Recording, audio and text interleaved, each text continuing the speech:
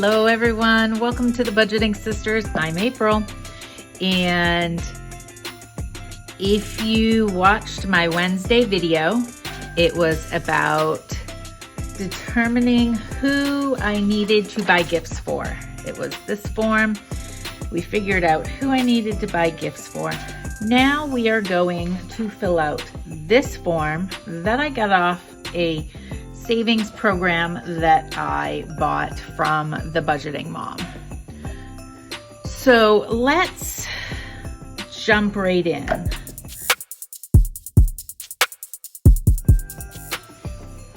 But before we do that, I want to share something very festive with you all.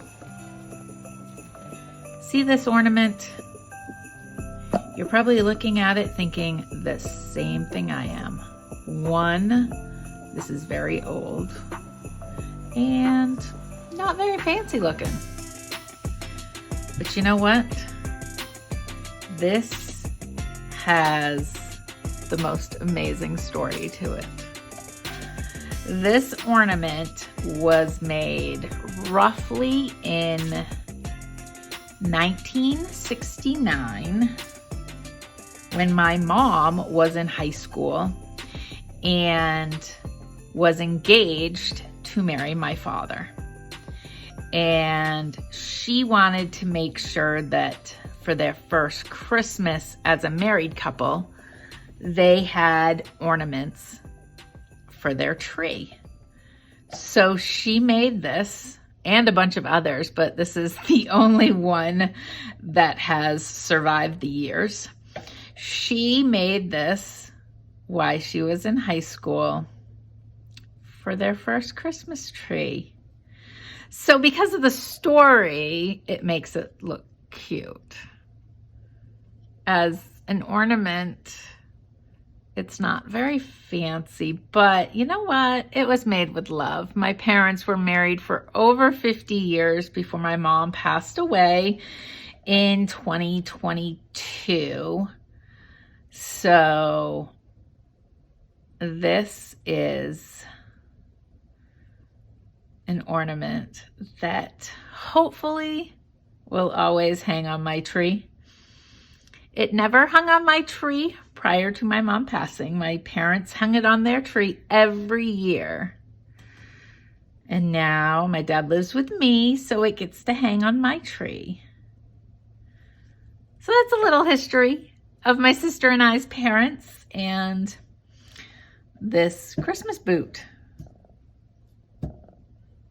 All right, so let's get started on creating my Christmas budget, financial planning for Christmas.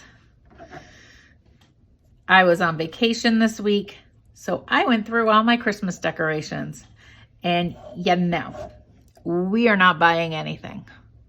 When my dad moved in, he brought all of his. I had all of mine. I weeded through some while he was gone. He'll never know. We got rid of some. We do not need any more decorations. For food, we have a specific meal on Christmas Eve and a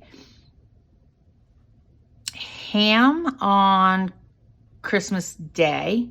So I'm gonna budget just a general for food, $200.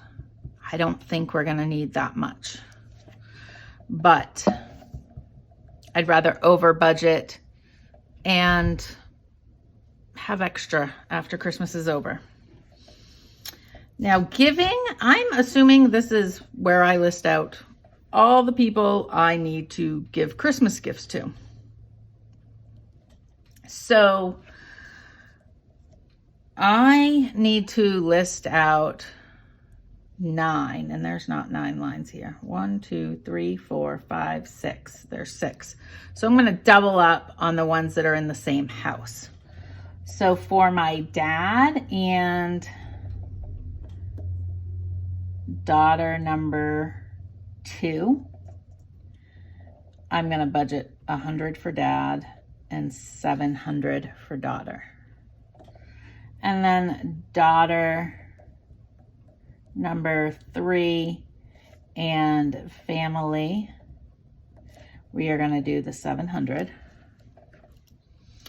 And then for my sister and family, so my sister and brother-in-law, we are going to do 100.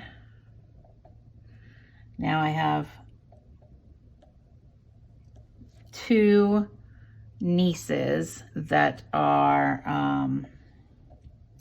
my best friend's daughters, and I am going to budget 100.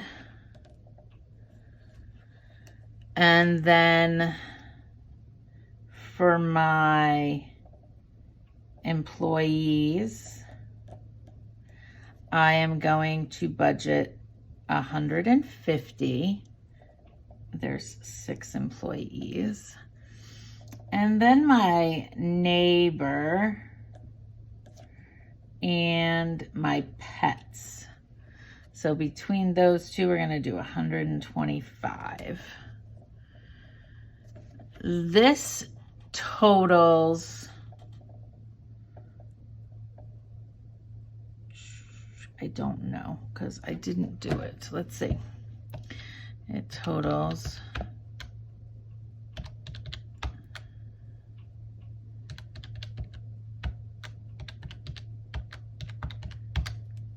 $19.75.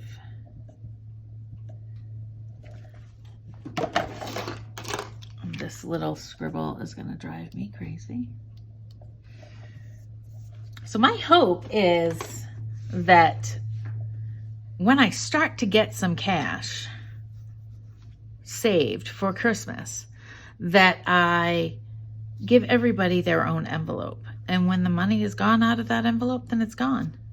Like with the food envelope, if the money isn't all spent, then yay. You know, we might have some left over. So for cards, for Christmas cards, I don't need any. I think I counted, I have like 50, and there's no way I'm going to mail out that many. But my nieces are in Maine. My employees are everywhere from California to Maine to North Carolina, South Carolina. They're everywhere. So those need to be mailed. And my daughter, it's actually daughter number 1. I don't know. I don't have 3 daughters. That was a mess. Daughter number 1 and her family is in Maine. So I'm gonna guess that for shipping for everyone, I usually do flat rate boxes, which go anywhere from $15 to $20, $22 maybe for the ones I send. My daughter in Maine and her family, a lot of times I'll do the Amazon and have it just shipped there. But to be on the safe side, I'm going to budget $200 for shipping. But I really hope I can find a workaround for that.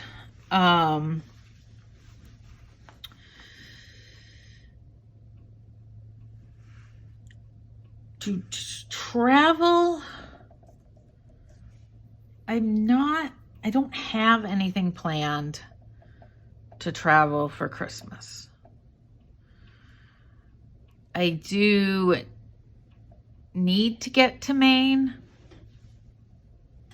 in November or December if I can, but I'm not sure I'm going to be able to swing it. And then for other expenses, I took inventory of my gift tags, bags, and wrapping paper, and I couldn't find any tape except for the tape that I am already using.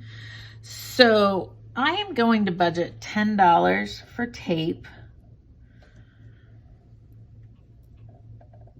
And I think this is all I need for Christmas.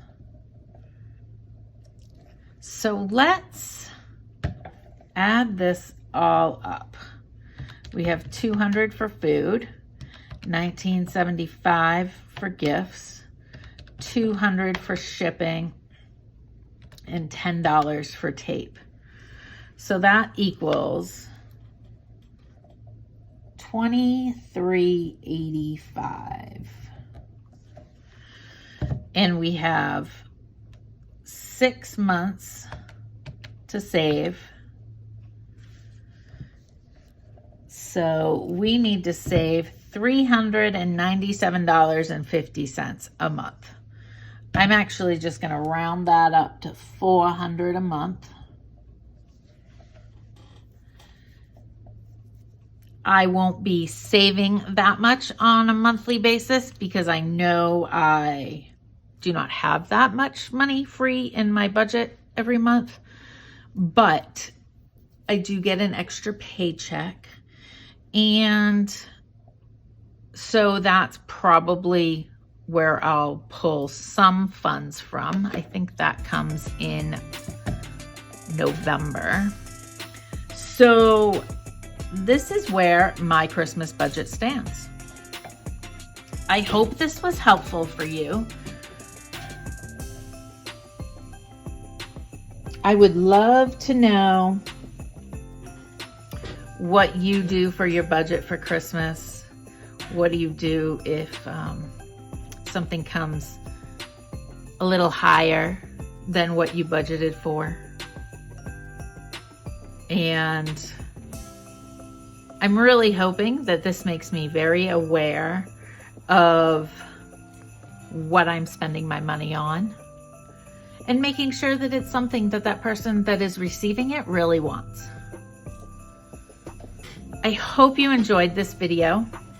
I hope you enjoyed my little story about the blue boot.